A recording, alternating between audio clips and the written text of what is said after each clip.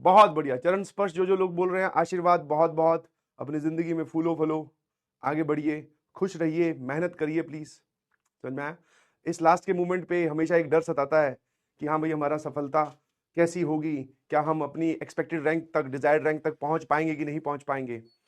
तो अगर worst case scenario भी मान के चले, ठीक है, वर्स्ट केस सिनेरियो की अगर मान लो हमारी वो रैंक नहीं आई, बट ये सर जो हमने ये मेहनत की है, ये तो पूरी जिंदगी हमसे कोई नहीं छीन सकता, ये तो हमारे साथ ही रहेगी।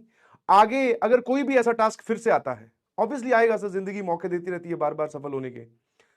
तो जब वापस से ये मौका आएगा तो आपके पास में एक एक्सपीरियंस होगा कि हाँ यार, इससे पहले एक ऐसी सिचुएशन आई थी, मैंने जी जान लगा दिया था।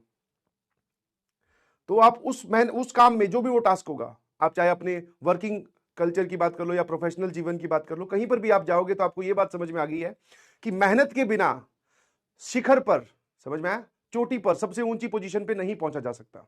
और यही आपको सिखाने का मेन पर्पस था। समझ में आया? ऑल्दो एडमिशन लेते वक्त सबके दिमाग में यही होता है कि हम एक रैंक लेके निकलेंगे, that is the main M. But yes, आप यहां से एक ऐसी चीज लेकर निकल रहे हैं जो आपसे पूरी उम्र, ताउम्र आपसे कोई नहीं छीन सकता। दैट इज जो आपने ये मेहनत की है, बिलीव मी। ठीक है, और मैं तो ये बोलता हूं कि अपने सपनों को लोगों को मत बताओ। ठीक है, अपने सपनों को लोगों को मत बताओ, उन्हें उन्हें सफल होकर दिखाओ, क्योंकि लोगों को सुनना कम पसंद है, देखना ज्यादा पसंद है। समझ में आया? तो किसी से डिस्क्लोज मत करो अपने प्लान्स, बस मेहनत करते रहिए प्लीज, है ना। तो तुम लोगों को मोटिवेट करने के लिए हर एक एंगल से ढूंढ ढूंढ के लाना पड़ता है कि भाई साहब ये कहां से मोटिवेट हो सकते हैं। समझ में आया? चंद लम्हों की मेहनत है, चंद लम्हों की मेहनत है, फिर सफलता खुद चलकर आएगी। चंद लम्हों की मेहनत है और फिर सफलता खुद चलकर आएगी।